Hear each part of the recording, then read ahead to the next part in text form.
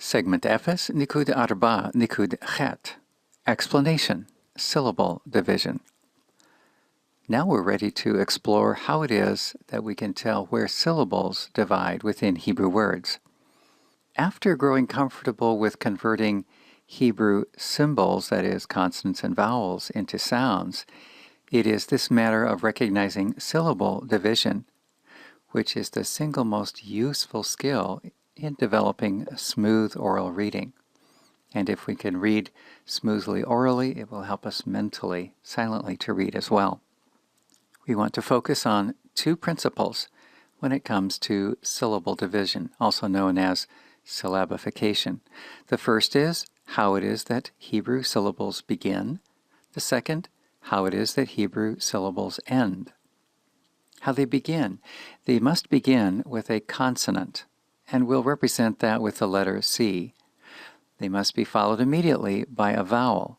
In other words, they must not have two adjacent consonants without any intervening vowel. As far as endings, syllables may end in one of two ways, either open or closed. And here's what we mean by that. Closed syllables not only begin with a consonant, but after the necessary vowel, then they will add another consonant, closing the syllable. Consonant, vowel, consonant, a syllable. An example of that would be the word Gad.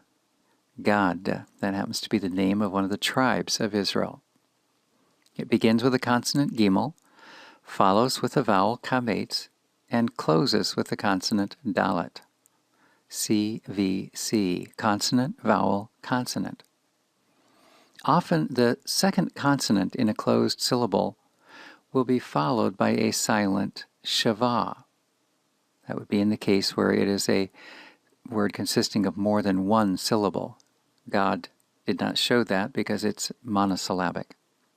Sometimes this silent shavah, after the closing consonant, is nicknamed a syllable divider because this is how it helps us. It helps us recognize the closing of one syllable and then the opening of the next.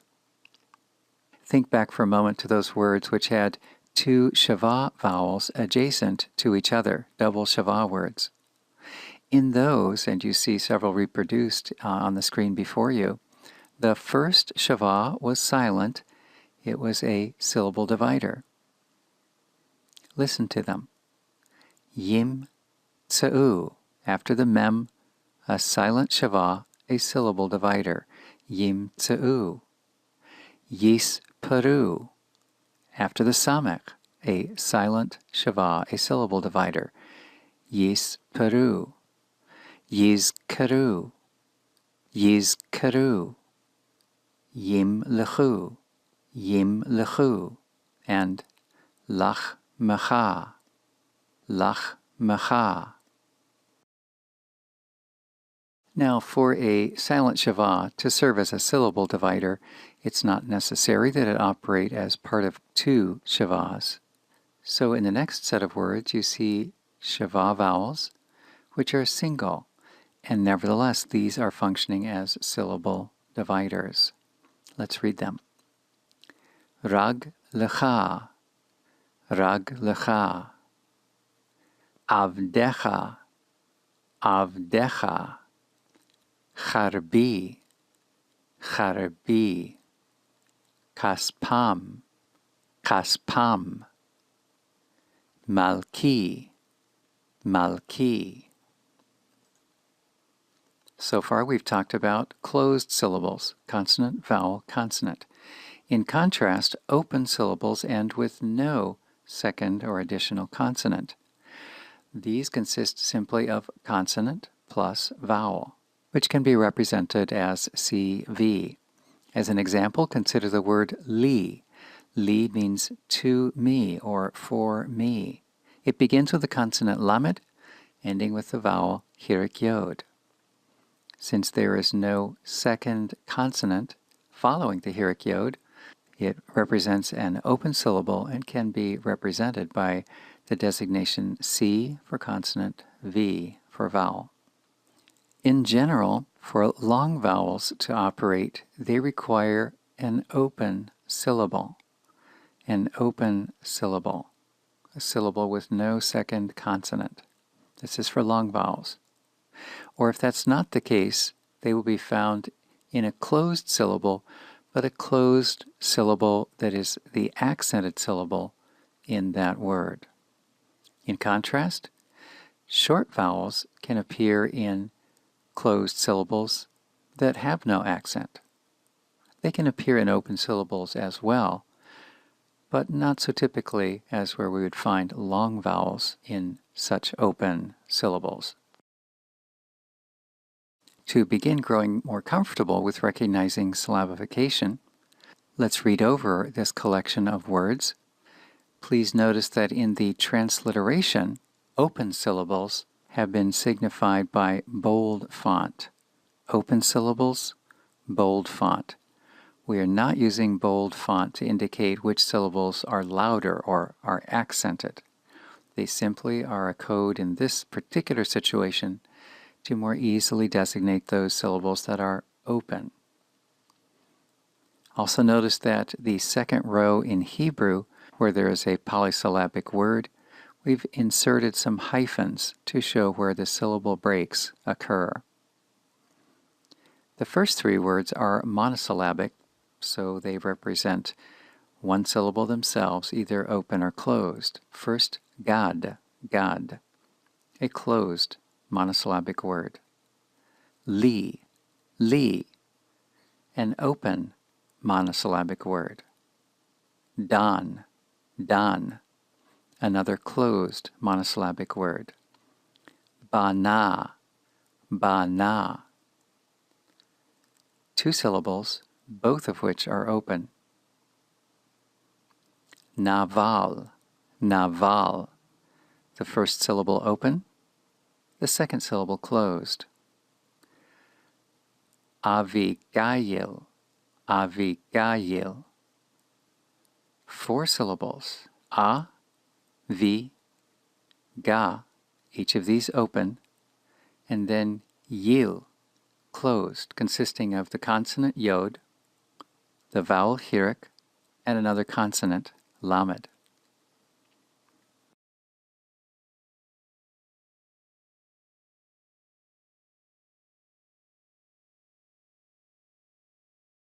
Did you notice in the third from the last word in that group, bana, that it ended with a hey, more technically a kametz hey?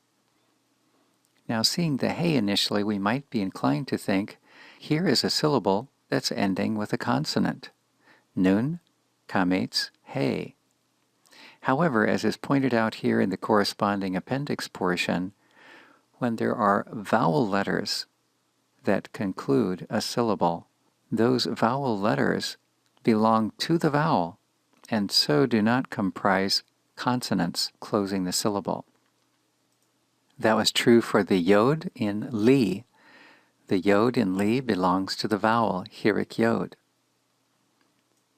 Let's read over the collection of words that we find before us in this appendix entry, each of which comprises an open syllable. Ba, ba, bo, bo, and again, bo, bo, who, he, lo, lo, and again, lo, lo, lu, lu, ma, ma, me, pe, pe. You may read the remainder of this entry to expand your understanding of this concept a bit further. Now let's return to the main portion of the textbook in Unit 0. Here are four more to assist with our understanding of this concept.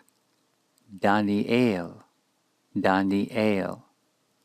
Three syllables, the first two of which are open. The last syllable begins with the consonant aleph, the vowel tzere, and another consonant closing it, the consonant lamed. Izevel, Izevel. Open syllable, closed syllable. Hillel, Hillel. This, due to the dagesh in the second consonant, comprises two syllables, both of which are closed.